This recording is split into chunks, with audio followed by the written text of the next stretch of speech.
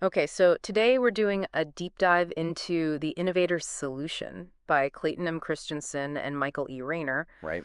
And this one, it's all about like how disruption actually happens and what you can, learn from that to either become a disruptor yourself or to, maybe avoid being disrupted if you're already like a big established company.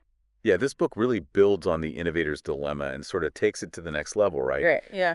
We know that big companies sometimes stumble. Right. This is all about how to make innovation actually work for you. Exactly. Yeah. And one of the first things they talk about, it's this whole concept of disruption from below. It's not like, a head-on attack. No, no. It's much more strategic than that. Right.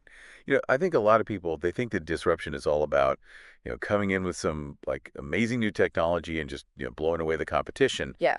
But that's not really how it works, is it?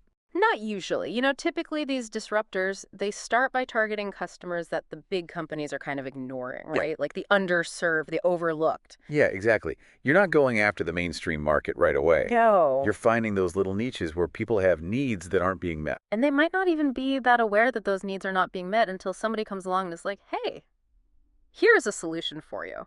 Exactly.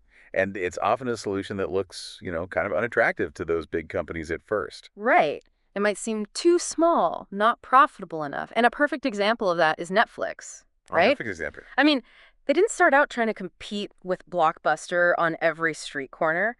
They went after this like specific group of people who were okay with like waiting for DVDs by mail. Yeah, and who wanted a wider selection. Exactly. Who wanted that wider selection and didn't need that like instant gratification of like running to the store. And that was a market that Blockbuster, they just weren't interested in. Right. They were all about the big, storefront and the huge selection, but you had to, go there and pick it out. Right. So Netflix, they kind of snuck in under the radar focusing on this niche and built this huge customer base. Exactly. And then eventually they totally transformed the entire video rental industry, right? Yeah, and then ultimately the whole even the idea of watching, television and movies, but here's where it gets really interesting, I think, for, anyone listening. It's this idea of the jobs to be done framework, right? Absolutely. And what Christensen and Raynor are saying is it's not just about like defining your customer by who they are or even what they say they want. Right. It's about understanding what job they're hiring your product or service to do in their life. Yeah, like what problem are they trying to solve? Exactly. And they use this great example of milkshakes. Right? Yes. Tell me about the milkshakes. So they did this study and they found that people were buying milkshakes in the morning on their way to work. Huh. Interesting. And at first they were like, well, that's weird. Who wants a milkshake for breakfast? Right. But then Yeah. they realized, okay, it's not about the milkshake itself. It's about the job it's doing for these commuters. Yeah. It's a way to make a boring commute more enjoyable. Right. And it Yes. keeps you full till lunchtime. Exactly. So by understanding that job, they were able to see the milkshake in a whole new light. It's almost like, reframing the whole way you think about a product. Absolutely. And that's really powerful. But then the question is, if disruption is happening, if it's this sort of subtle thing, like why do these big successful companies, why do they miss it?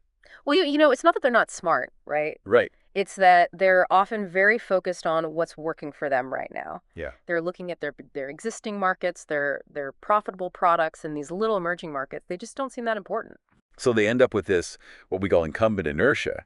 They're just not set up to see or respond to these threats that might seem small at first, but can grow really quickly. And the thing is, it's not enough to just have a good idea, right? No, not at You all. need the right business model to make it work. Exactly.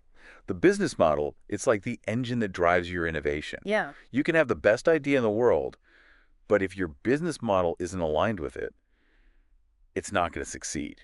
So you need to think about like your cost structure, how you're going to reach your customer, Their pricing your pricing, yeah, all of that. and how you're going to scale up. Okay, so let's kind of like bring this all together now for everyone. Okay. So, disruption, it often starts by serving those overlooked needs, those customers that maybe nobody's paying attention to. Right. And these successful innovations, they often gain traction in those niche markets first. Right. Those small, seemingly unimportant markets. Yeah. Exactly. And understanding the job to be done, like we were talking about with the milkshakes, Yeah, that's crucial for figuring out what your customers really want, even if they can't articulate it themselves. exactly. And those big companies, the established players, they can be blind to these disruptions because they're so focused on what's making them money right now. Right, short-term profits. Exactly. And then finally, you know, it's not enough to just have a good idea. You need that strong business model to make that innovation sustainable. It's all about the execution.